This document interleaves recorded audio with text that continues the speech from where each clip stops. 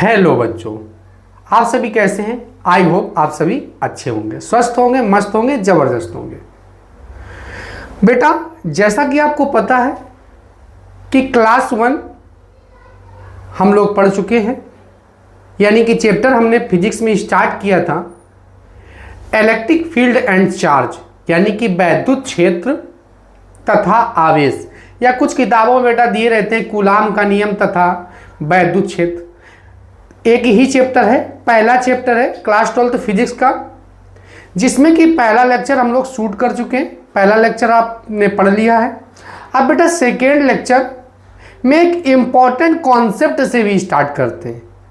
बेटा जब कोई भी लेक्चर कॉन्सेप्ट से स्टार्ट होता है तो उसका इम्पैक्ट अलग ही होता है। बेटा इसमें भर भर के कई सारे कॉन्सेप्ट हम पढ़ेंगे।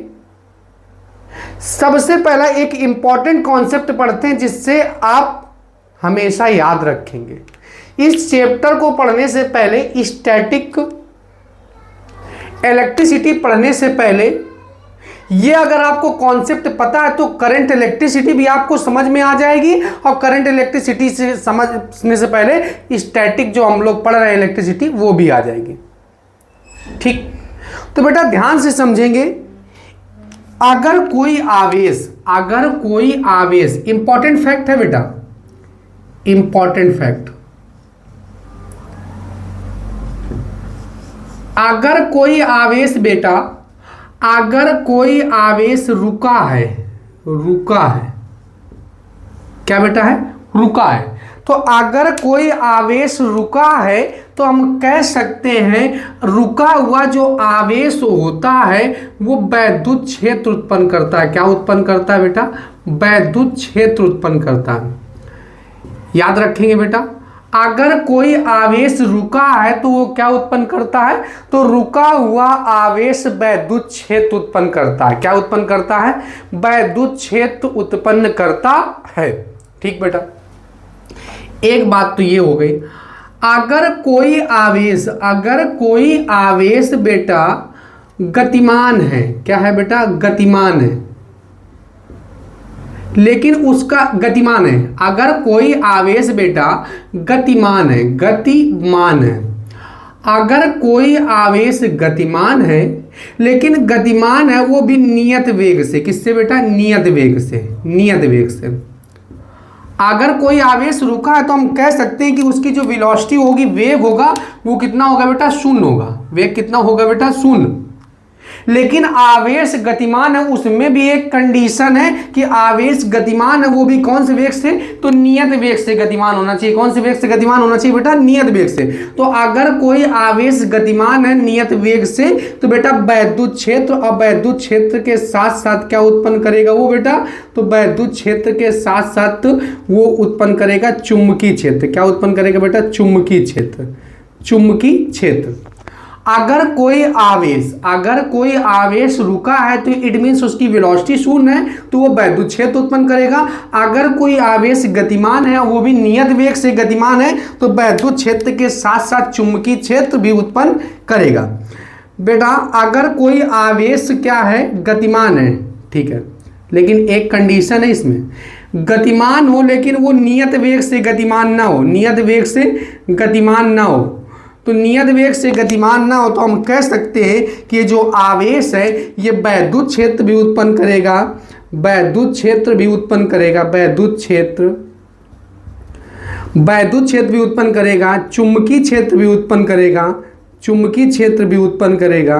चुंबकीय क्षेत्र के साथ साथ बेटा ये विकिरण भी प्रदर्शित करेगा। किसको प्रदर्शित करेगा? विकिरण भी प्रदर्शित करेगा। क्या प्रदर्शित करेगा बेटा? विकिरण। तो ये याद रखेंगे, एक इंपॉर्टेंट कॉन्सेप्ट है इलेक्ट्रिसिटी का। ये बेटा क्या याद रखेंगे? अगर कोई आवेश है, देखो बेटा, चाहे हम लोग इलेक्ट्रोस्टैटिक्स पढ़े चाहे तो इलेक्ट्रोडायनेमिक्स पढ़े, दोनों में ही आवेश का अध्ययन करना है। इलेक्ट्रोस्टैटिक में जब आवेश विरामावस्था में है तब आवेश का अध्ययन करना है। इलेक्ट्रोडायनेमिक्स में बेटा जब आवेश गतिमान है तब उसका अध्ययन करना। दोनों में ही इलेक्ट्रोमैग्नेटिज्म जो टॉपिक है उसको दो बेटा भागों में बांटा गया है, दोनों में ही आवेश का अध्ययन करना है। एक बात इंपॉर्टेंट फैक्ट ये याद रखेंगे, अगर कोई आवेश रुका है तो केवल वैद्युत क्षेत्र उत्पन्न करेगा। अगर आवेश रुका है तो वैद्युत क्षेत्र उत्पन्न करेगा। अगर आवेश गतिमान है वो भी नियत वेग से गतिमान है तो बेटा वैद्युत क्षेत्र के साथ साथ चुंबकीय क्षेत्र उत्पन्न करेगा। अगर कोई आवेश गतिमान है, गतिमान के साथ साथ वो नियत वेग से गतिमान नहीं है तो वैद्युत क्षेत्र भी उत्पन्न करेगा, चुंबकीय क्षेत्र भी उत्पन्न करेगा और साथ साथ में बेटा क्या उत्पन्न करेगा, तो साथ में भी ये विकिरण भी उत्पन्न करेगा। साथ में क्या उत्पन्न करेगा बेटा, विकिरण भी उत्पन्न करेगा। ये बात याद रखेंगे हमेशा, ठीक बेटा। ये क्या उत्पन्न करेगा, तो ये विकिरण उत्पन्न करेगा। क्या उत्पन्न करेगा, विकिरण उत्पन्न करेगा। एक इंपॉर्टेंट और कॉन्सेप्ट पढ़ते हैं, जैसा कि हमने बताया था इस वीडियो में भर भर के आपको कॉन्सेप्ट मिलेंगे। तो बेटा एक कॉन्सेप्ट, इंपॉर्टेंट कॉन्सेप्ट है। कौन सा कॉन्सेप्ट है, आप बेटा ध्यान समझेंगे। इससे न्यूमेरिकल भी बनता है। एससी वर्मा में एक न्यूमेरिकल हूबहू इसी टॉपिक से एक न्यूमेरिकल बना है, ठीक बेटा। तो ये याद रखेंगे, ये जो फिजिक्स है हमारी, तो फिजिक्स में बेटा आपको क्लास 12 की तो फिजिक्स है ही, साथ साथ में और एडवांस कॉन्सेप्ट का भी हम लोग अध्ययन करेंगे साथ साथ, जिसमें बेटा जेई के भी न्यूमेरिकल आपसे बनेंगे और बेटा नीट के भी न्यूमेरिकल बनेंगे। तो आपको टेंशन लेने की आवश्यकता नहीं, ऑल इन वन, एक ही वीडियो में आपका कोई कॉन्सेप्ट मिस होने वाला नहीं। अब बेटा आवेश आने पर वस्तु के द्रव्यमान में परिवर्तन, ये कॉन्सेप्ट है। आवेश क्या बेटा, आवेश आने पर, आवेश आने पर, आवेश आने पर, आवेश आने पर, आने पर वस्तु के द्रव्यमान में, वस्तु के द्रव्यमान में, द्रव्यमान में परिवर्तन, द्रव्यमान में बेटा परिवर्तन, वस्तु के द्रव्यमान में क्या बेटा, परिवर्तन। अगर बेटा आवेश आ रहा है तो वस्तु के द्रव्यमान में क्या परिवर्तन होगा ये हमको बताना है। तो एक एग्जाम्पल के थ्रू हम समझते हैं। एक अपने पास वस्तु है, कैसी बेटा, m द्रव्यमान की कोई वस्तु है, एक m द्रव्यमान की कोई क्या बेटा वस्तु है। अब ये m द्रव्यमान की कोई एक वस्तु है। अब इस वस्तु, ये जो वस्तु है बेटा ये उदासीन है, क्या बेटा, उदासीन है, उदासीन है। अब इससे क्या हुआ है, एक इलेक्ट्रॉन निकल गया, एक इलेक्ट्रॉन क्या हो गया, निकला। अगर एक इलेक्ट्रॉन निकलेगा तो आपको पता है जो इलेक्ट्रॉन का त्याग करता है वो कैसा होता है बेटा, धनावेशित होता है। कैसा होता है, धनावेशित होता है, धन आवेशित होता है। फिर से समझेंगे, एक अपने पास एक वस्तु है, एक अपने पास वस्तु है जो उदासीन है, उदासीन है। अब ये वस्तु है, इससे एक इलेक्ट्रॉन क्या हो गया, निकल गया। जब एक इलेक्ट्रॉन निकल गया तो मान ले, जब एक इलेक्ट्रॉन निकल गया, जब वह जो वस्तु इलेक्ट्रॉन का त्याग करती है वो धनावेशित होती है, जो वस्तु इलेक्ट्रॉन का ग्रहण करती है वो क्या होती है बेटा, तो ये ऋणावेशित होती है। क्या होती है बेटा, ऋणावेशित होती है, ग्रहण करने वाली। तो धनावेशित, तो मान लेते हैं इसका जो द्रव्यमान है वो क्या बेटा, तो उसका द्रव्यमान है m डैश मान लेते हैं। क्या मान लेते हैं, m डैश मान लेते हैं। अगर बेटा इसने n इलेक्ट्रॉन का क्या कर लिया, ग्रहण कर लिया, n इलेक्ट्रॉन का क्या कर लिया, ग्रहण कर लिया। तो n इलेक्ट्रॉन का अगर इसने ग्रहण कर लिया, एक इलेक्ट्रॉन का ग्रहण कर लिया, ग्रहण कर लिया, तो अब आपको पता है ग्रहण करने के बाद, ग्रहण कर लिया, ठीक है, निकला एक इलेक्ट्रॉन निकला या इलेक्ट्रॉन इसने ग्रहण कर लिया। तो जब इसने ग्रहण कर लिया तो ये वस्तु हो जाएगी ऋणावेशित। क्या हो जाएगी बेटा, ऋणावेशित हो जाएगी, ऋणावेशित हो जाएगी। अब ये ऋणावेशित हो गई, अगर ये वस्तु ऋणावेशित हो गई बेटा, फिर से ध्यान समझेंगे, कॉन्सेप्ट जबरदस्त है। आवेश आने पर वस्तु के द्रव्यमान में परिवर्तन। अगर m द्रव्यमान की कोई अपने पास एक वस्तु है, उदासीन है, ई इलेक्ट्रॉन अगर उससे निकल गए तो वो धनावेशित हो गए। ई इलेक्ट्रॉन इसने ग्रहण कर लिया तो क्या हो गया बेटा, ये तो धनावेशित हो गया, ये ऋणावेशित हो गया। अब बेटा आपको ये बताना है कि यानी कि सबसे ज्यादा कौन सी वस्तु, अब इसका मान लेते हैं द्रव्यमान m डबल डैश है। क्या बेटा, m डबल डैश है। अब आपको बेटा अरेंज करना है घटते हुए द्रव्यमान के क्रम में। तो सबसे ज्यादा द्रव्यमान किसका होगा, सबसे ज्यादा द्रव्यमान किसका होगा। तो बेटा आप अगर m डैश कहते हैं तो गलत है, क्योंकि बेटा आप ये मत समझे कि ये ऋणावेशित है, लेकिन इसने ई इलेक्ट्रॉन ग्रहण किए। जब ई इलेक्ट्रॉन इसने ग्रहण किए तब ये m डबल डैश हुआ है, क्योंकि पहले तो ये उदासीन था, इसने इलेक्ट्रॉन का त्याग किया। जब इलेक्ट्रॉन का त्याग किया तो बेटा ये हल्का होगा। तो आप कह सकते हैं कि सबसे ज्यादा जो द्रव्यमान होगा वो m डबल डैश का होगा, फिर बेटा किसका होगा, ये याद रखेंगे, फिर इसके बाद होगा m का। क्यों m का होगा, क्योंकि ना तो इसने अभी लिया है और ना इसने अभी दिया है, क्योंकि वस्तु ये उदासीन है, इसने ई इलेक्ट्रॉन का त्याग किया है, इसलिए सबसे बाद में होगा तो m डैश। तो बेटा ये घटते हुए क्रम में द्रव्यमान होगा m डबल डैश m फिर m डैश। अब बेटा इतनी बात आपको समझ में आ गई। अब द्रव्यमान में परिवर्तन, द्रव्यमान में परिवर्तन, द्रव्यमान में परिवर्तन क्या होता है, तो द्रव्यमान में परिवर्तन, द्रव्यमान में परिवर्तन, द्रव्यमान में परिवर्तन क्या होगा बेटा, तो द्रव्यमान में परिवर्तन होगा plus minus n delta m, n delta m, n delta m बेटा, ये द्रव्यमान परिवर्तन है। तो द्रव्यमान परिवर्तन क्या है, तो द्रव्यमान परिवर्तन है plus minus n delta m, n delta m, delta m है बेटा, क्या है बेटा, डेल्टा m। या आप इसको ऐसे भी लिख सकते हैं mass of electron, mass of electron, mass of electron, mass of electron बेटा। ये याद रखेंगे द्रव्यमान में परिवर्तन कैसे निकालेंगे, द्रव्यमान में परिवर्तन निकलेगा प्लस माइनस स्मॉल n। अब ये बेटा स्मॉल n क्या होता है, तो स्मॉल n होता है स्थानांतरित इलेक्ट्रॉनों की संख्या, स्थानांतरित इलेक्ट्रॉनों की संख्या, मास ऑफ इलेक्ट्रॉन, ये मास ऑफ इलेक्ट्रॉन है बेटा, क्या है बेटा, मास ऑफ इलेक्ट्रॉन। तो ये कॉन्सेप्ट आपको समझ में आ गया। पहला इंपॉर्टेंट फैक्ट आप याद रखेंगे, दूसरा ये जो कॉन्सेप्ट है ये भी याद रखेंगे। अगर कोई एक उदासीन वस्तु है उससे इलेक्ट्रॉन निकाल दिए गए तो धनावेशित हो गई, इलेक्ट्रॉन उसने ग्रहण कर लिए तो क्या हो गया बेटा, ग्रहण कर लिया तो ऋणावेशित हो गया, और निकाल दिया तो वो क्या हो गया बेटा, धनावेशित हो गया। अब आवेश संरक्षण का सिद्धांत समझते हैं, क्या बेटा, आवेश संरक्षण का, संरक्षण का, आवेश संरक्षण का सिद्धांत, सिद्धांत। अब ये आवेश संरक्षण का सिद्धांत क्या है, तो इसे बोलते हैं बेटा conservation of charge, conservation of charge, conservation of charge, आवेश संरक्षण का सिद्धांत, कंजर्वेशन ऑफ चार्ज।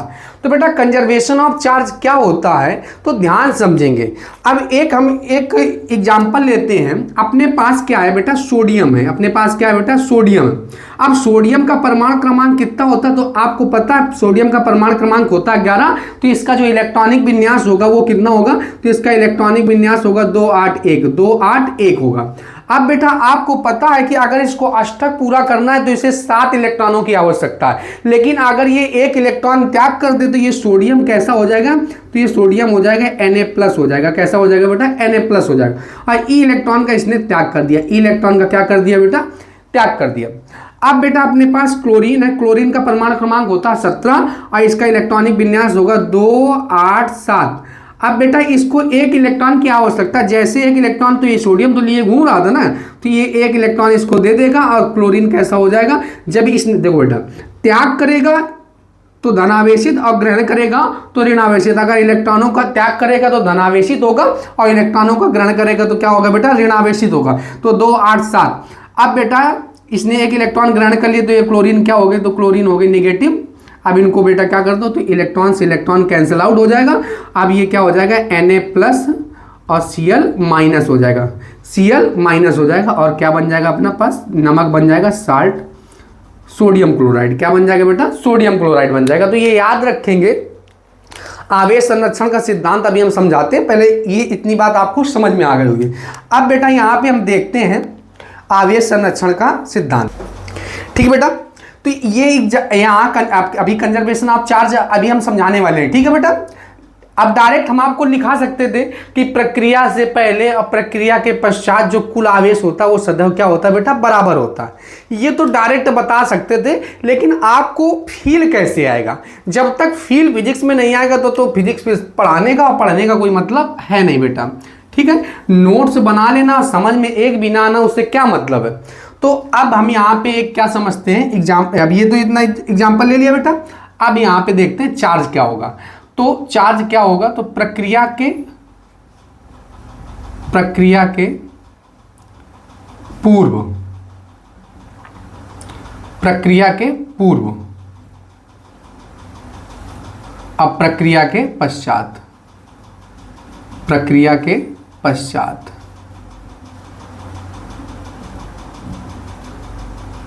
प्रक्रिया के पूर्व और प्रक्रिया के बेटा पश्चात।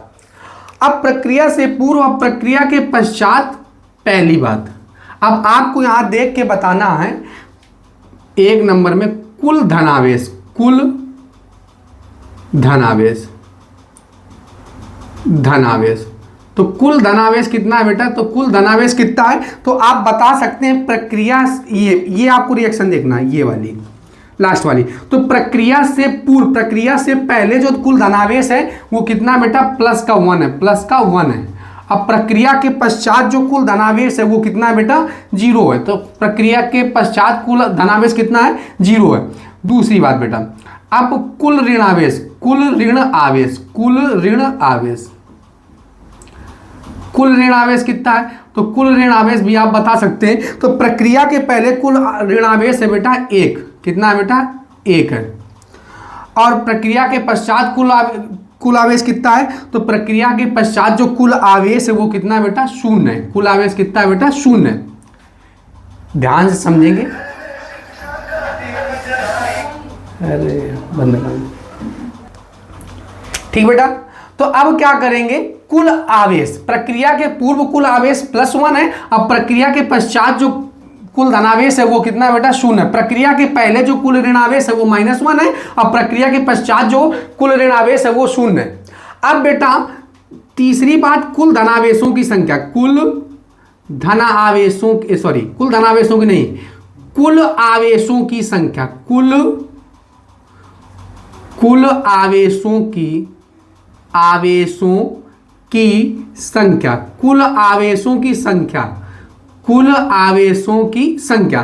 तो बेटा कुल आवेशों की संख्या कितनी है, तो कुल आवेश बोल रहे हैं आपसे, ये नहीं बोल रहे हैं कि धनावेश ऋणावेश। तो कुल धनावेश कितना है, तो 1 और 1 मिलकर कितना हो जाएगा, 2। अब प्रक्रिया के पश्चात भी 0 है बेटा।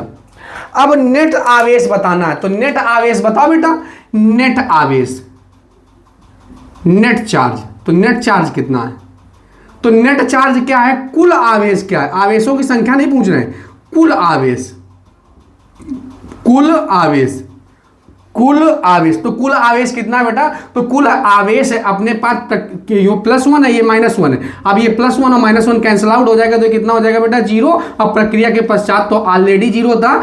तो क्या यार इतनी बात समझ में आई आपको? इस उदाहरण से ये समझ में आया कि अगर कोई विलगित निकाय है, कौन सा विलगित निकाय का मतलब समझते हैं, isolate system. Isolate system, isolate मतलब क्या होता है बेटा, बाहर से कोई डिस्टर्ब ना करे, आइसोलेट सिस्टम, आइसोलेट सिस्टम है बेटा। ये आइसोलेट का मतलब क्या होता है, तो आइसोलेटेड का मतलब होता है बाहर से कोई इसको डिस्टर्ब ना करे। आइसोलेटेड का मतलब क्या होता है, बाहर से कोई इसको डिस्टर्ब ना करे। तो आप कह सकते हैं कि प्रक्रिया के पूर्व तथा प्रक्रिया के पश्चात जो कुल धनावेश होता है वो सदैव क्या होता है बेटा, तो सदैव 0 ना बोलेंगे, सदैव बराबर बोलेंगे। क्या बोलेंगे बेटा, बराबर बोलेंगे। तो क्या लिखेंगे आप यहाँ पे, किसी भी विलगित निकाय के लिए, किसी भी विलगित निकाय के लिए, किसी भी विलगित निकाय के लिए, किसी भी विलगित निकाय के लिए, विलगित निकाय के लिए, निकाय के लिए प्रक्रिया पूर्व तथा प्रक्रिया के पश्चात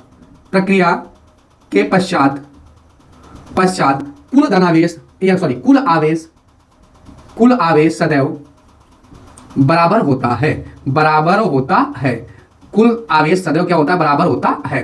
बेटा याद रखेंगे आवेश संरक्षण का सिद्धांत क्या होता है, तो किसी भी विलगित निकाय के लिए प्रक्रिया के पूर्व तथा प्रक्रिया के पश्चात जो कुल आवेश होता है वो सदैव कैसा होता है बेटा, बराबर होता है। हम डायरेक्ट भी आपको लिखा सकते थे, लेकिन फिर मतलब क्या है, फिजिक्स में जब तक फील ना आए तब तक फिजिक्स का पढ़ने का कोई मतलब है नहीं बेटा। तो आवेश संरक्षण का सिद्धांत क्या होता है, तो किसी भी विलगित निकाय के लिए प्रक्रिया के पूर्व तथा प्रक्रिया के पश्चात जो कुल धनावेश होता है वो सदैव क्या होता है बेटा, बराबर होता है। एक इंपॉर्टेंट फैक्ट और बेटा, एक इंपॉर्टेंट फैक्ट आप याद रखेंगे, हमने बोला था वीडियो स्टार्ट होने से पहले ही, क्लास स्टार्ट होने से पहले ही कि बेटा इसमें आपको भर से कॉन्सेप्ट मिलेंगे, कॉन्सेप्ट की कोई कमी होने वाली नहीं। इस वीडियो में सबसे ज्यादा आपको कॉन्सेप्ट देखने को मिलेंगे। एक बात आपसे पूछ रहे हैं कि किसी भी वस्तु में, किसी भी वस्तु में, किसी भी बेटा वस्तु में, उदासीन वस्तु पर, किसी भी उदासीन वस्तु पर कोई आवेश नहीं होता। दो क्वेश्चन आपको बोल रहे हैं, किसी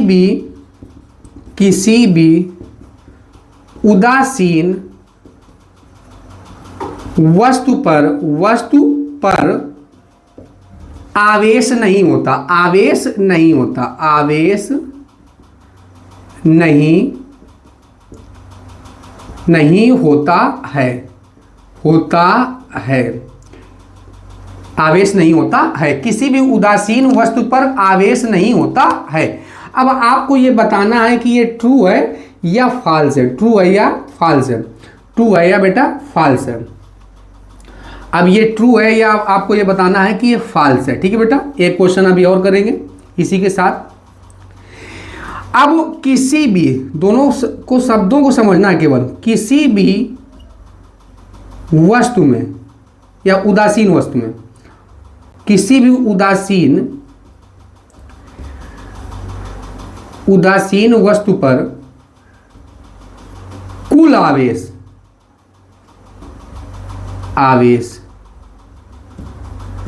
शून्य होता है, कुल आवेश शून्य होता है, कुल आवेश शून्य होता है, कुल आवेश शून्य होता है, या कुल आवेश शून्य होता है या कुल आवेश नहीं होता है, कुल आवेश शून्य होता है या कुल आवेश नहीं होता। कुल आवेश का मतलब समझ रहे ना बेटा, नेट चार्ज। अब ये आपको बताना है कि ये ट्रू है या फॉल्स, ट्रू है या फॉल्स।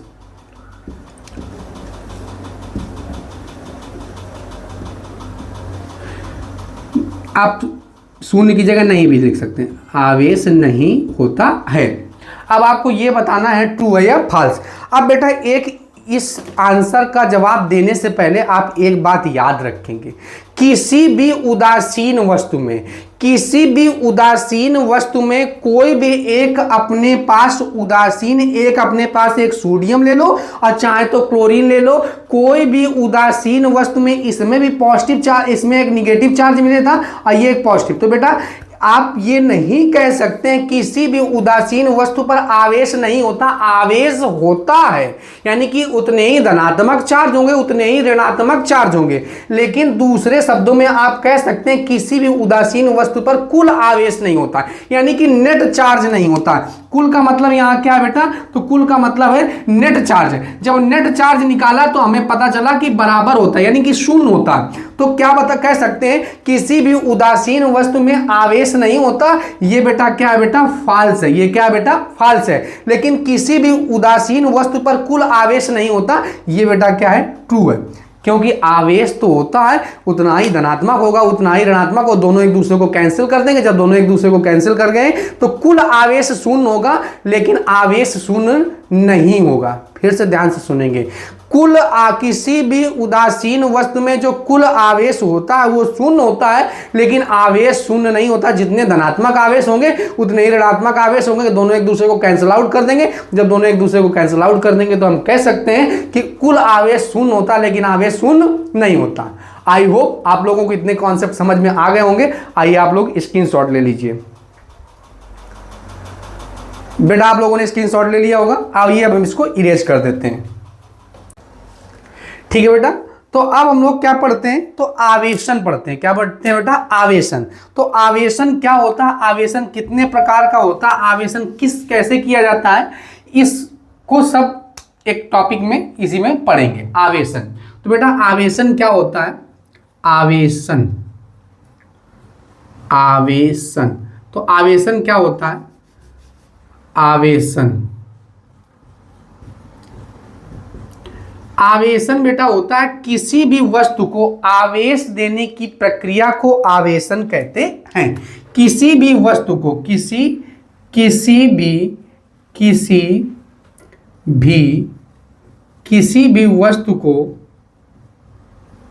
भी वस्तु को आवेश देने की प्रक्रिया को, आवेश देने की प्रक्रिया को, किसी भी वस्तु को आवेश देने की प्रक्रिया को आवेशन कहते हैं। क्या कहते हैं बेटा, किसी भी वस्तु को आवेश देने की प्रक्रिया को आवेशन कहते, किसी भी वस्तु को आवेश देने की प्रक्रिया को आवेशन कहते हैं, आवेशन कहते हैं। बेटा आवेशन दो प्रकार से होता है, किसी भी वस्तु को आवेश देने की प्रक्रिया को आवेशन कहते हैं। आवेशन दो प्रकार से दिया जाता है, एक संपर्क द्वारा आवेशन, दूसरा बेटा एक संपर्क द्वारा आवेशन, एक बेटा के एक संपर्क द्वारा आवेशन, संपर्क द्वारा आवेशन, संपर्क द्वारा आवेशन, और दूसरा होता है बेटा प्रेरण द्वारा आवेशन, प्रेरण द्वारा आवेशन, प्रेरण द्वारा आवेशन।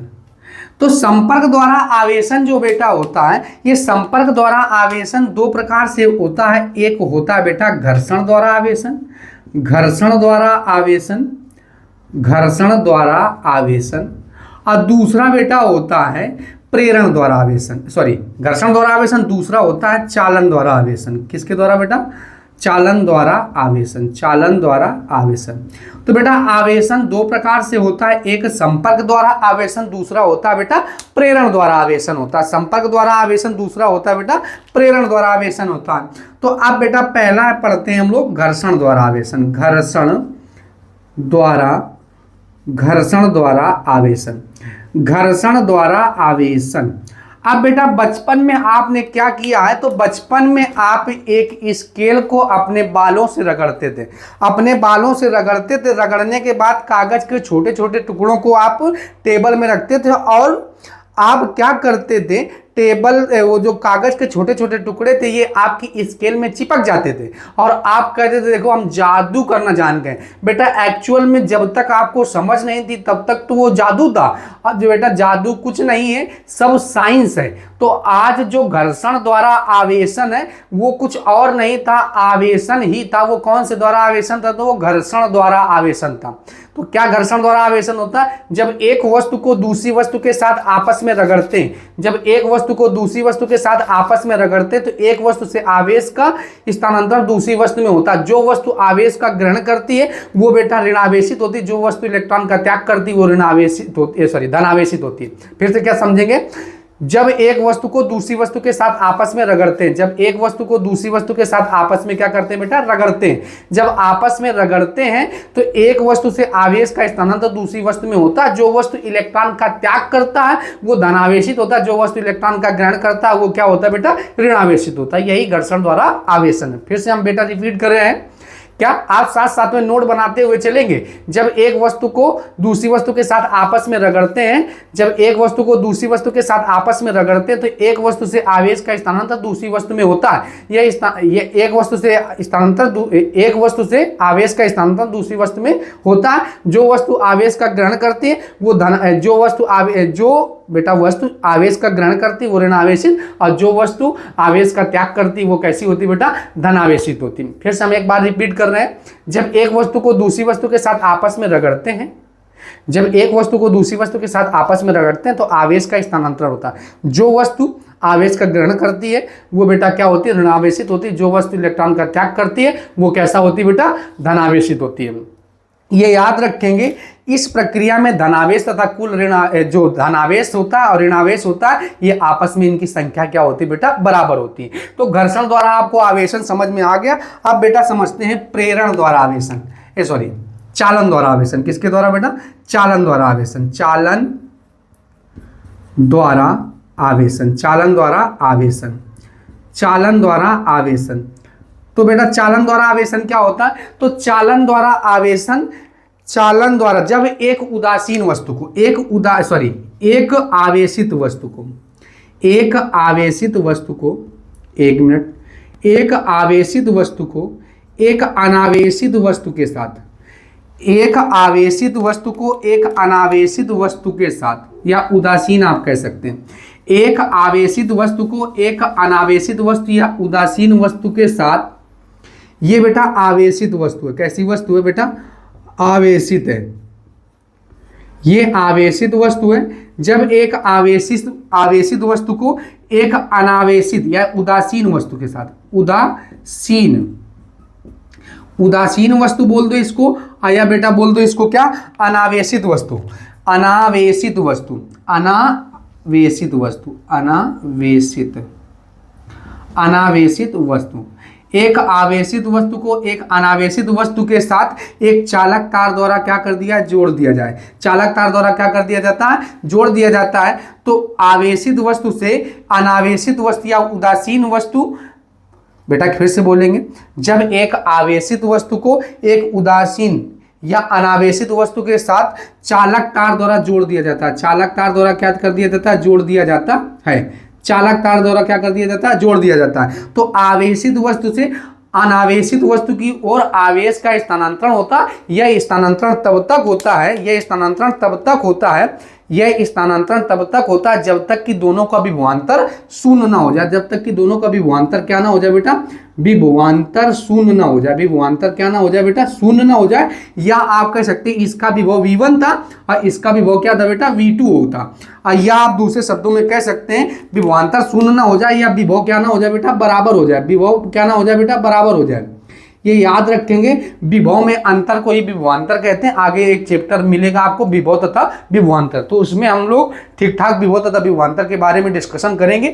अभी के लिए ये समझो कि फिर से बोलते हैं चालन द्वारा आवेशन क्या होता है। तो जब एक आवेशित वस्तु को, जब एक आवेशित वस्तु को एक अनावेशित वस्तु की, अनावेशित वस्तु या उदासीन वस्तु के द्वारा, उदासीन वस्तु के साथ चालक तार द्वारा क्या कर दिया जाता है बेटा, जोड़ दिया जाता है, तो आवेश का प्रवाह होता है। आवेशित वस्तु से अनावेशित वस्तु की ओर आवेश का प्रवाह होता है। यह प्रवाह तब तक होता है जब तक कि दोनों का विभवांतर समान ना हो जाए या दोनों का विभव क्या ना हो जाए बेटा, बराबर हो जाए। फिर से हम एक बार रिपीट करते हैं, जब एक अनावेशित वस्तु को एक आवेशित वस्तु के साथ चालक तार द्वारा जोड़ा जाता है तो आवेशित वस्तु से अनावेशित वस्तु की ओर आवेश का प्रवाह होता है। यह प्रवाह तब तक होता है जब तक कि दोनों का विभव समान ना हो, जब तक कि दोनों का विभव समान ना हो जाए या विभवांतर क्या ना हो जाए बेटा, शून्य ना हो जाए। विभवांतर क्या ना हो जाए बेटा, शून्य हो जाए। तो आवेशन क्या होता है, किसी वस्तु को आवेश देने की प्रक्रिया को आवेशन कहते हैं। आवेशन दो प्रकार से होता है, एक संपर्क द्वारा आवेशन और दूसरा होता है बेटा प्रेरण द्वारा आवेशन। संपर्क द्वारा आवेशन दो प्रकार से होता है, एक घर्षण द्वारा आवेशन और दूसरा होता है बेटा चालन द्वारा आवेशन। बेटा संपर्क द्वारा आवेशन दोनों हमने पढ़ लिया, घर्षण द्वारा भी आवेशन पढ़ लिया, चालन द्वारा भी आवेशन पढ़ लिया। ठीक है बेटा, साथ साथ में आप नोट बनाते हुए चलेंगे, क्योंकि जब बेटा रिवीजन करेंगे तो आप फिर रिवीजन कैसे करेंगे, तो ये याद रखेंगे, नोट्स जब बनाते रहेंगे तो रिवीजन करने में आपको आसानी रहेगी। ठीक है, अब लास्ट इज वन बेटा, प्रेरण द्वारा आवेशन। यही सबसे लाजवाब है, प्रेरण द्वारा आवेशन। प्रेरण द्वारा आवेशन, प्रेरण द्वारा आवेशन। अब ये प्रेरण द्वारा आवेशन, ठीक बेटा। तो प्रेरण द्वारा आवेशन क्या होता है, तो प्रेरण द्वारा आवेशन समझते हैं बेटा। प्रेरण द्वारा आवेशन क्या होता है, तो किसी भी वस्तु को बिना संपर्क किए आवेश देने की प्रक्रिया को क्या कहते हैं बेटा, प्रेरण कहते हैं। किसी वस्तु को बिना स्पर्श किए या संपर्क, बिना स्पर्श किए आवेश देने की प्रक्रिया को क्या कहते हैं बेटा, प्रेरण द्वारा आवेशन कहते हैं। तो प्रेरण द्वारा आवेशन क्या होता है, किसी भी वस्तु को बिना स्पर्श किए आवेश देने की प्रक्रिया को क्या कहते हैं बेटा, प्रेरण द्वारा आवेशन कहते हैं या प्रेरण कहते हैं। क्या कहते हैं बेटा, प्रेरण कहते हैं। किसी भी वस्तु को बिना स्पर्श किए आवेश देने की प्रक्रिया को क्या कहते हैं बेटा, प्रेरण कहते हैं। क्या कहते हैं बेटा, प्रेरण कहते हैं। अब इसको एक एग्जाम्पल के थ्रू हम समझते हैं। क्या करते हैं बेटा, एक एग्जाम्पल के थ्रू क्या करते हैं, समझते हैं। अब एक अपने पास क्या है बेटा, एक उदासीन वस्तु है।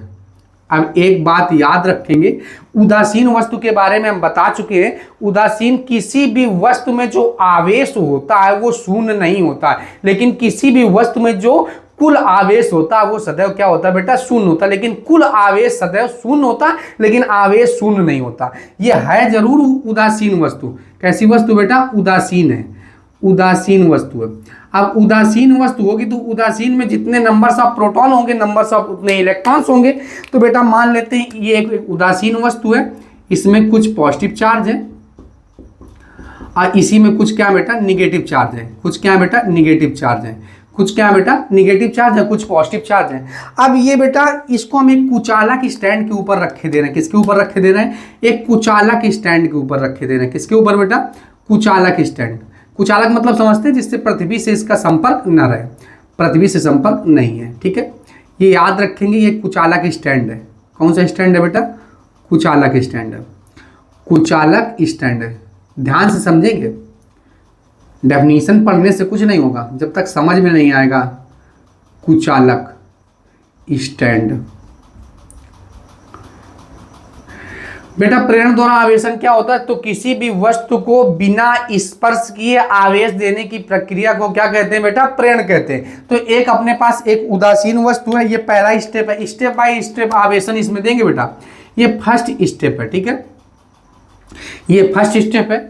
अब सेकेंड स्टेप में क्या करेंगे? इस उदासीन वस्तु के पास एक आवेशित वस्तु लेकर आएंगे। क्या लेकर आएंगे? एक धनावेशित वस्तु लेकर आएंगे। धनावेशित भी ला सकते हैं आप और ऋणावेशित भी ला सकते हैं। तो इसके पास हम क्या लेकर आ रहे हैं? एक धनावेशित क्षण लेकर आ रहे हैं। क्या लेकर आ रहे हैं बेटा? धनावेशित क्षण। तो धनावेशित क्षण लेकर आ रहे हैं तो आपको पता है बेटा पॉजिटिव एक दूसरे को रिपल करते हैं, निगेटिव एक दूसरे को रिपल करते हैं। लेकिन बेटा आपको पता होना चाहिए अपोजिट चार्ज, अनलाइक चार्ज एक दूसरे को क्या करते हैं? अट्रैक्ट करते हैं। क्या करते हैं बेटा? अट्रैक्ट करते हैं, यानी कि प्यार मोहब्बत की बातें स्टार्ट हो जाती हैं। तो अगर ये पॉजिटिव है तो इधर कौन कौन से आ जाएंगे? निगेटिव आ जाएंगे। कौन कौन से आ जाएंगे बेटा? निगेटिव आ जाएंगे। और इधर कौन कौन से आ जाएंगे बेटा? पॉजिटिव आ जाएंगे, क्योंकि पॉजिटिव क्या होते हैं बेटा? रिपल होते हैं। पॉजिटिव क्या होते हैं? रिपल होते हैं। और निगेटिव क्या होते हैं बेटा? एक दूसरे निगेटिव पॉजिटिव एक दूसरे को क्या करते हैं? अट्रैक्ट करते हैं। तो यहां पे क्या हो जाएगा बेटा? आवेश आ जाएगा। क्या आ जाएगा बेटा? आवेश आ जाएगा, ठीक है।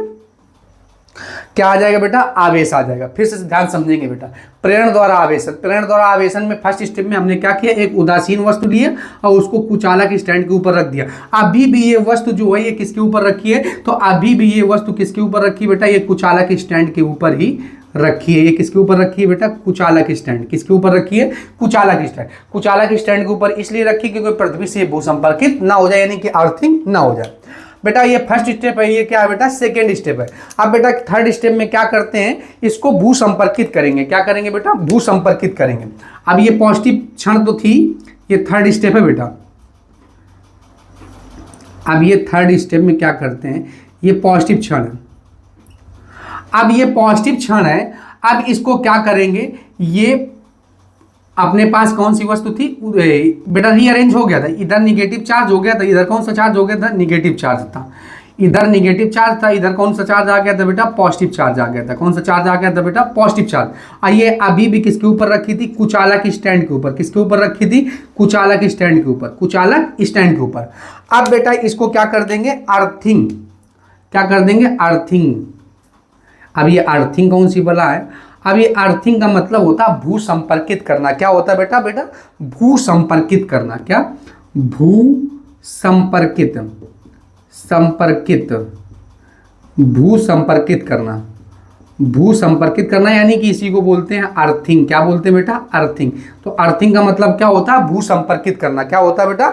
भू संपर्कित करना होता है। ये कौन सा बेटा स्टेप है? तो ये बेटा कौन सा स्टेप है? तीसरा स्टेप है। कौन सा स्टेप है? फर्स्ट स्टेप में एक उदासीन वस्तु को लेते हैं। सेकेंड स्टेप में एक उदासीन वस्तु के पास हम एक धनावेशित वस्तु लेकर आते हैं या धनावेशित क्षण लेकर आते हैं, जिससे बेटा एक तरफ निगेटिव चार्ज आता है, दूसरी तरफ कैसा चार्ज आ जाता है? पॉजिटिव चार्ज आता है। अब बेटा थर्ड स्टेप में क्या करते हैं? इसको भू संपर्कित कर देते हैं। क्या कर देते हैं बेटा? भू संपर्कित करते हैं। और जैसे बेटा भू संपर्कित करते हैं ना, तो ये वाला जो पॉजिटिव चार्ज है, ये वाला पॉजिटिव चार्ज सब कहाँ चला जाता है? पृथ्वी में चला जाता है, अर्थ में चला जाता है। फिर एक बच्चे का सवाल हुआ कि सर जी आप ये बताइए, क्या ये पॉजिटिव चार्ज पृथ्वी में चले जाएंगे एक्चुअल में? तो हमने कहा नहीं भैया, ये पॉजिटिव चार्ज पृथ्वी में कभी जाएंगे नहीं। इनको लेने के लिए इलेक्ट्रॉन्स आएंगे, क्योंकि आपको पता है कि जो प्रोटॉन्स होते हैं वो बहुत भारी होते हैं। क्लास 1 में हम डिस्कस कर चुके हैं कि बेटा प्रोटॉन बहुत भारी होता है, इसीलिए आवेश की संकल्पना प्रोटॉन के आधार पर नहीं दी जाती, इलेक्ट्रॉन के आधार पर दी जाती। क्योंकि जो मास ऑफ प्रोटॉन होता है वो लगभग बराबर होता है 1837 गुना मास ऑफ इलेक्ट्रॉन्स के होता है। तो बेटा यहां जो प्रोटॉन है, ये प्रोटॉन को लेने इलेक्ट्रॉन्स आएंगे अर्थ से और इनको प्यार मोहब्बत के जाल में फंसाएंगे और क्या कर देंगे? पूरे प्रोटॉन को कहां ले जाएंगे बेटा? पृथ्वी में ले जाएंगे। कहां ले जाएंगे बेटा? पृथ्वी में ले जाएंगे। कहां पे ले जाएंगे? तो ये थर्ड स्टेप हो गया। तो ये याद रखेंगे, कभी भी प्रोटॉन मूव नहीं करता, प्रोटॉन मूव नहीं करता, इलेक्ट्रॉन मूव करके प्रोटॉन को क्या करते हैं? प्यार मोहब्बत के जाल में फंसाते हैं और पृथ्वी में क्या कर देते हैं? न्यूट्रल कर देते हैं। क्या कर देते हैं बेटा? न्यूट्रल कर देते हैं। अब बेटा फोर्थ स्टेप, अब क्या आएगा बेटा? Fourth step. ये थर्ड स्टेप था, अब आएगा फोर्थ स्टेप। अब क्या आएगा बेटा? Fourth step. अब क्या करते हैं? फोर्थ स्टेप में क्या करते हैं? अब ध्यान समझना बेटा, अब इसको इसे बना दो। फोर्थ स्टेप में क्या करते हैं? अब फोर्थ स्टेप में ये जो वस्तु है, ये वस्तु में क्या है, एक ये इलेक्ट्रॉन्स हैं ऋणावेशित, ये पॉजिटिव चार्ज है। ये कैसे चार्ज है बेटा, पॉजिटिव चार्ज है।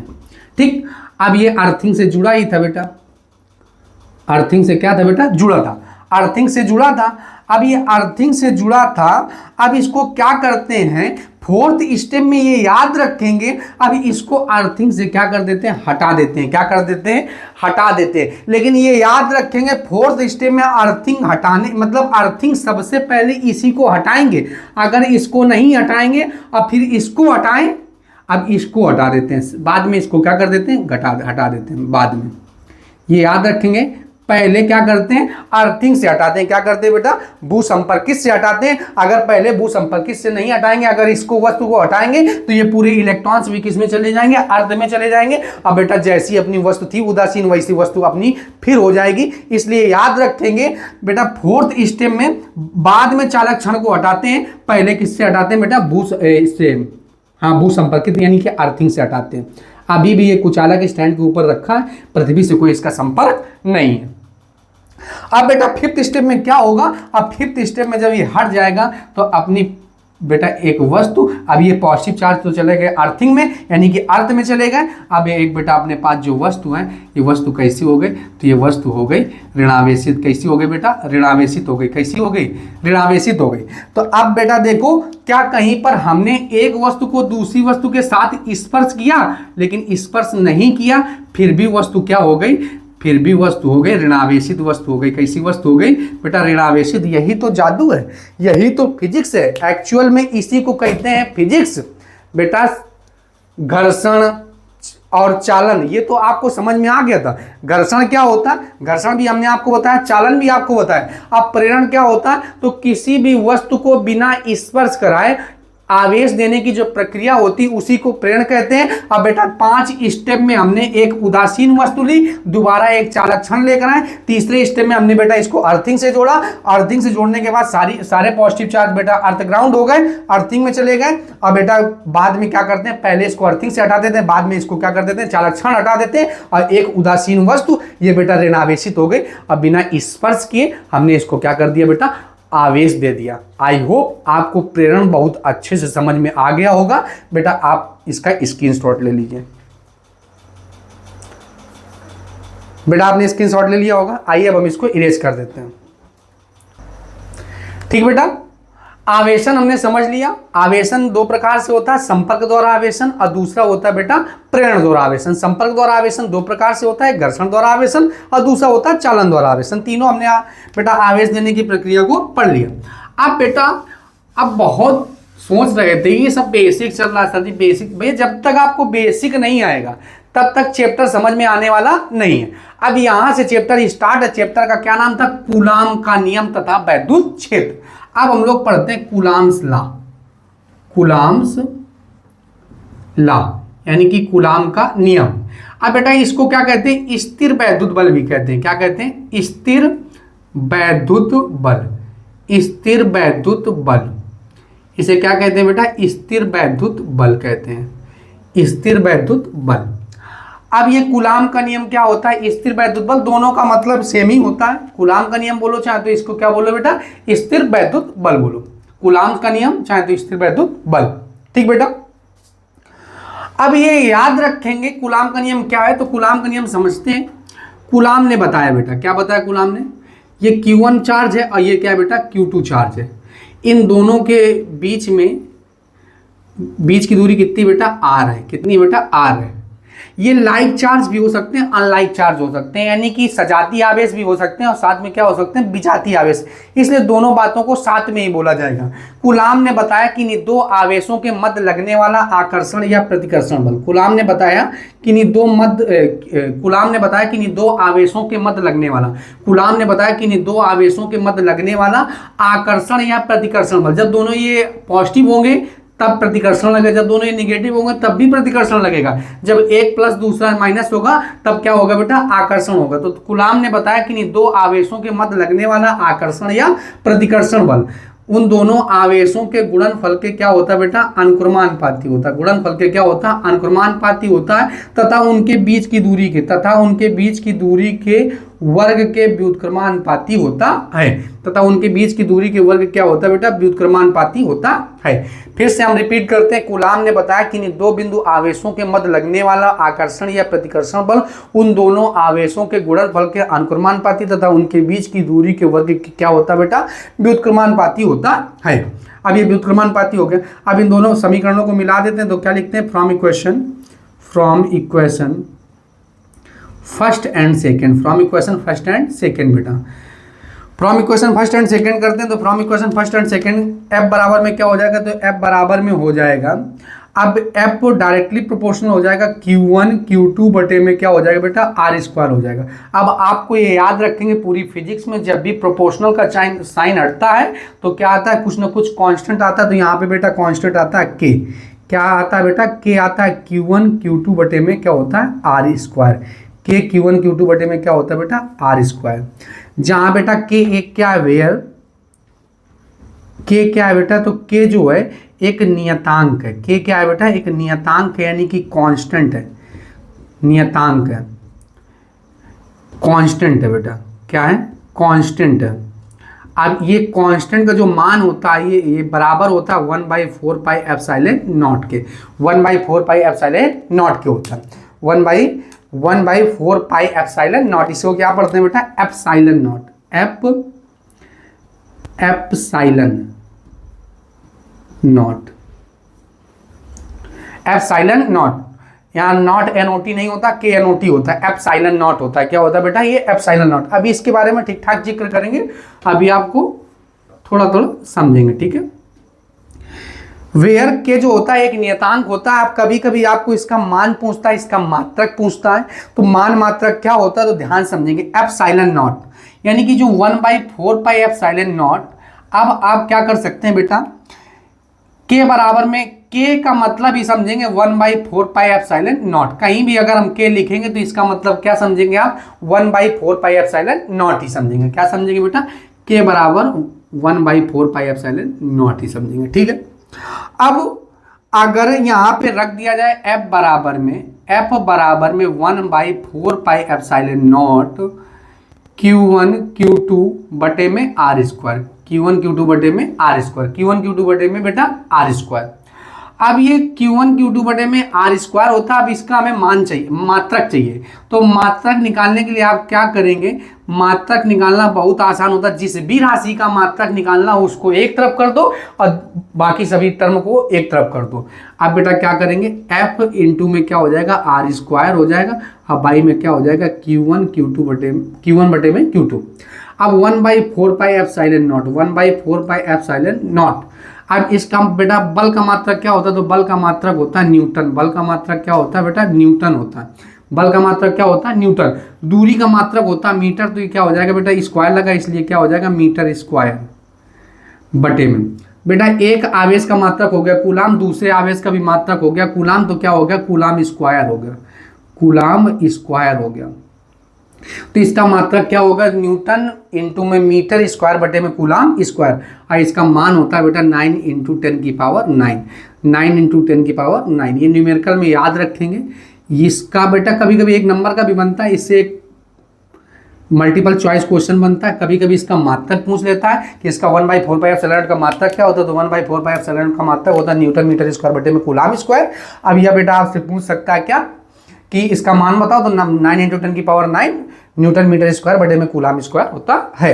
बेटा कभी कभी इसको पूछते हैं आपसे एप्सिलॉन नॉट, एप्सिलॉन नॉट का मान क्या होता है, तो एप्सिलॉन नॉट का मान होता है 8.85 इंटू 10 की पावर माइनस में 12, 10 की पावर माइनस में 12, 10 की पावर माइनस में 12 होता है। एप्सिलॉन नॉट का मान क्या होता है, तो 8.85 इंटू 10 की पावर माइनस 12। अब इसका मात्रक चाहिए तो इसको इसे आप पलट दो, तो क्या इसका मात्रक होगा, तो इसका मात्रक होगा कूलाम स्क्वायर। क्या होगा बेटा, कूलाम स्क्वायर, अब बटे में होगा newton metre square, newton metre square, newton metre square, newton metre square. ठीक बेटा, तो न्यूटन मीटर स्क्वायर हो जाएगा, न्यूटन मीटर स्क्वायर हो जाएगा। क्या हो जाएगा बेटा? न्यूटन मीटर स्क्वायर हो जाएगा। फिर से समझेंगे कूलाम का नियम क्या होता है। कूलाम ने बताया कि दो बिंदु आवेशों के मध्य लगने वाला आकर्षण या प्रतिकर्षण बल, उन दोनों आवेशों के गुणनफल के अनुक्रमानुपाती तथा उनके बीच की दूरी के वर्ग क्या होता है बेटा? व्युत्क्रमानुपाती होता है। प्रोपोर्शनल का साइन हटा है, कांस्टेंट क्या है? कांस्टेंट के कुछ और नहीं होता है, 1/4πε0 होता है, ε0 होता है बेटा। k बराबर 1/4πε0, f बराबर 1/4πε0, Q1 Q2 बटे में क्या होता है बेटा? आर स्क्वायर होता है। Q1 Q2 बटे में क्या होता है बेटा? आर स्क्वायर होता है। अब बेटा एक बात याद रखेंगे, ये जो एप्सिलॉन 1/4πε0 है, ये माध्यम पर निर्भर करता है। किस पर निर्भर करता है? माध्यम पर निर्भर करता है। यानी कि 1/4πε0 की माध्यम पर निर्भरता, की माध्यम पर निर्भरता। तो ये माध्यम पर निर्भरता कैसे निर्भर करता है तो ध्यान समझेंगे बेटा, ठीक है। इसमें एक फार्मूला ड्राइव होगा, उस फार्मूले को ध्यान समझेंगे। 1/4πε0 की माध्यम पर निर्भरता। तो बेटा ये F बराबर में क्या था? तो F बराबर में अपने पास था F। अब ये ε0 का मतलब क्या होता है? तो ε0 का मतलब होता है k की जगह क्या रखेंगे? 1/4πε0 Q1 Q2 बटे में क्या होता है बेटा? Are square. Q1 Q2 बटे में क्या होता है? R square. बेटा जो ε0 होता है, इसे ε0 को बोलते हैं माध्यम की वैद्युशीलता, सॉरी निर्वात की वैद्युशीलता। क्या बोलते हैं बेटा? निर्वात की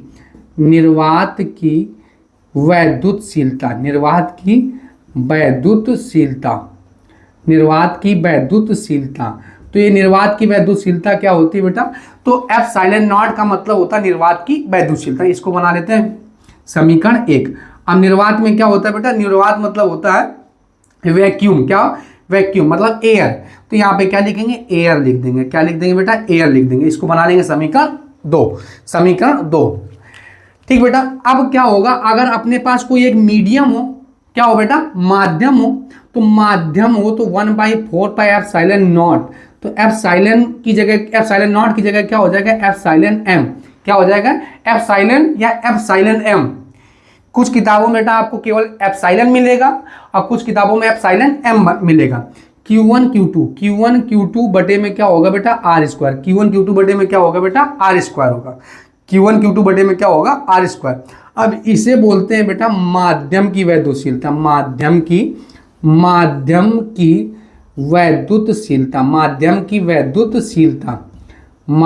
वैद्युतशीलता। इसे क्या बोलते हैं? माध्यम की वैद्युतशीलता।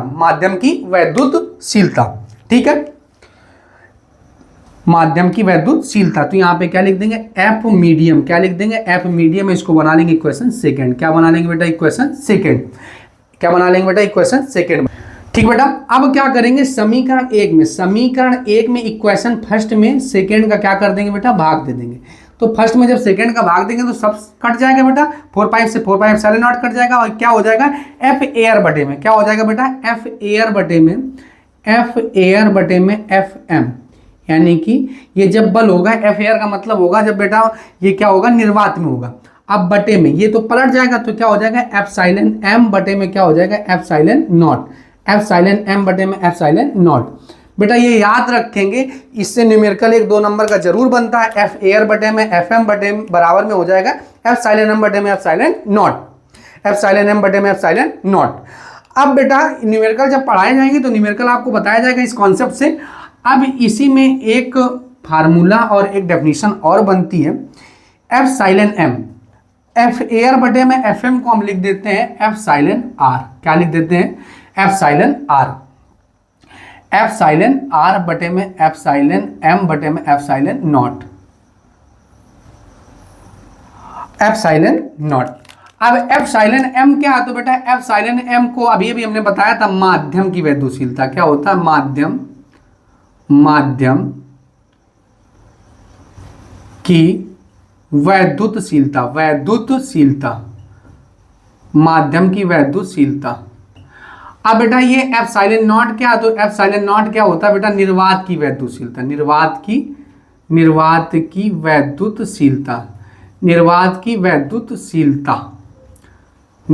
वैद्युतशीलता। इसे बोलते हैं निरपेक्ष वैद्युतशीलता। क्या बोलते हैं बेटा? निरपेक्ष वैद्युतशीलता। क्या बोलते हैं बेटा? निरपेक्ष वैद्युतशीलता। निरपेक्ष वैद्युतशीलता, निरपेक्ष वैद्युतशीलता, निरपेक्ष वैद्युतशीलता, या इसी को बोलते हैं सापेक्ष वैद्युतशीलता, सापेक्ष, सापेक्ष वैद्युतशीलता, सापेक्ष वैद्युतशीलता, या इसी को बेटा बोलते हैं परावैद्युतांक। क्या बोलते हैं बेटा? परावैद्युतांक। मोस्ट इंपॉर्टेंट डेफिनेशन है, आप अपनी कॉपी में राइट डाउन करेंगे इसको। परावैद्युतांक बोलो, निरपेक्ष वैद्युतशीलता बोलो, चाहे तो सापेक्ष वैद्युतशीलता बोलो। अब बेटा आप खुद डेफिनेशन बता सकते हैं। माध्यम की वैद्युतशीलता, माध्यम की वैद्युतशीलता तथा निर्वात की वैद्युतशीलता के अनुपात को परावैद्युतांक कहते हैं। क्या कहते हैं बेटा? परावैद्युतांक कहते हैं। माध्यम की वैद्युतशीलता तथा निर्वात की वैद्युतशीलता के अनुपात को क्या कहते हैं बेटा? तो माध्यम की वैद्युतशीलता तथा निर्वात की वैद्युतशीलता के अनुपात को परावैद्युतांक कहते हैं। तो परावैद्युतांक की डेफिनेशन क्या हो गई? माध्यम की वैद्युतशीलता तथा निर्वात की वैद्युतशीलता के अनुपात को क्या कहते हैं बेटा? माध्यम की वैद्युतशीलता तथा निर्वात की वैद्युतशीलता के अनुपात को परावैद्युतांक कहते हैं। चाहे तो इसको सापेक्ष वैद्युतशीलता बोलो, चाहे तो इसको निरपेक्ष वैद्युतशीलता बोलो, और इसको बेटा क्या बोलो? चाहे तो परावैद्युतांक बोलो। ये भिन्न भिन्न माध्यम के लिए इसका मान क्या होता है बेटा? भिन्न भिन्न होता है। अब ये कुछ किताबों में इसको आपको के बराबर भी आपको देखने को मिलेगा। एफ साइलन आर क्या किसको देखने को मिलेगा बेटा? के। तो आपको कंफ्यूज होने की आवश्यकता नहीं है। परावैद्युतांक को के से लिखो, चाहे एप्सिलॉन आर से लिखो। किससे लिखो? के से लिखो, चाहे तो एप्सिलॉन आर से। ये भिन्न भिन्न माध्यम के लिए इसका मान जो होता है वो भिन्न भिन्न होता है। एयर के लिए जो होता है, ये एयर के लिए इसका मान क्या होता है? वायु के लिए क्या होता है बेटा? वायु के लिए 1 होता है। वायु के लिए क्या होता है बेटा? 1 होता है। वायु के लिए इसका मान क्या होता है? 1 होता है। वायु के लिए क्या होता है बेटा? इसका मान क्या होता है? 1 होता है। वायु के लिए क्या होता है बेटा? 1 होता है। और धातु के लिए क्या होता है बेटा? तो धातु के लिए यानी कि मेटल के लिए क्या होता है? तो धातु के लिए इसका जो मान होता है, मेटल के लिए इसका जो मान होता है, तो वो क्या होता है? तो मेटल के लिए इसका मान जो होता है बेटा वो क्या होता है? इनफिनाइट होता है। क्या होता है बेटा? इनफिनाइट होता है। इससे एक न्यूमेरिकल बनेगा। जल के लिए इसका जो परावैद्युतांक होता है, जल का जो परावैद्युतांक होता है, जल का परावैद्युतांक, या केवल जल लिख लीजिए बेटा। जल का जो होता है वो कितना होता है? 81 होता है। जल का कितना होता है बेटा? 81 होता है। यानी कि ये बेटा किसकी बात हो रही है? धातु के लिए एप्सिलॉन आर का जो मान होता है, यानी कि परावैद्युतांक का मान होता है, वो इनफिनाइट होता है। अब बेटा जल के लिए जो परावैद्युतांक का मान होता है, जल के लिए जो परावैद्युतांक का मान होता है वो कितना होता है? तो जल के लिए परावैद्युतांक का मतलब, वाटर का मतलब क्या होता है बेटा? इसका जो एप्सिलॉन आर का मान होता है वो कितना होता है? 81 होता है। कितना होता है बेटा? 81 होता है। तो बेटा क्या याद रखेंगे आप? परावैद्युतांक क्या होता है? तो माध्यम की वैद्युतशीलता तथा निर्वात की वैद्युतशीलता के अनुपात को क्या कहते हैं बेटा? तो परावैद्युतांक कहते हैं। परावैद्युतांक कहते हैं। अब बेटा कूलाम्स का नियम हमने समझ लिया। कूलाम्स के नियम में जितने फार्मूले बन रहे थे वो भी हमने समझ लिए। ठीक बेटा, अब याद रखेंगे कि कभी कभी ये तो बेटा एमकेएस मात्रक है। कौन सा मात्रक है बेटा? एमकेएस मात्रक है। कौन सा मात्रक है बेटा? एमकेएस मात्रक है। कभी कभी आपसे इससे सीजीएस मात्रक पूछ लेते हैं। क्या पूछ लेते हैं बेटा? सीजीएस मात्रक पूछ लेते हैं। 1/4πε0 का कौन सा मान पूछ लेते हैं? सीजीएस मात्रक पूछ लेते हैं। तो बेटा ये भी समझ लेते हैं 1/4πε0 का, 1/4πε0 का सीजीएस मान, सीजीएस मात्रक, सीजीएस मात्रक। तो 1/4πε0 का क्या मान? सीजीएस मात्रक। तो इसका क्या होगा बेटा? सीजीएस मात्रक क्या होगा? तो 9 × 10⁹ न्यूटन मीटर स्क्वायर बटे में क्या होता है बेटा? Coulomb square. बटे में क्या होता है? Coulomb square. अब बेटा न्यूटन मीटर स्क्वायर क्या? अब इसका सीजीएस मात्रक। अब आपको सबको पता होना चाहिए इनकी सीजीएस वैल्यू। तो अब 1 न्यूटन बराबर में होता है 10⁵ डाइन। क्या होता है बेटा? 1 न्यूटन बराबर होता है 10⁵ डाइन होता है। 1 न्यूटन बराबर होता है 10⁵ डाइन होता है। ठीक बेटा। 1 मीटर बराबर में होता है 100 सेंटीमीटर। 1 मीटर बराबर में होता है 100 सेंटीमीटर। 1 मीटर बराबर में क्या होता है बेटा? 100 सेंटीमीटर होता है।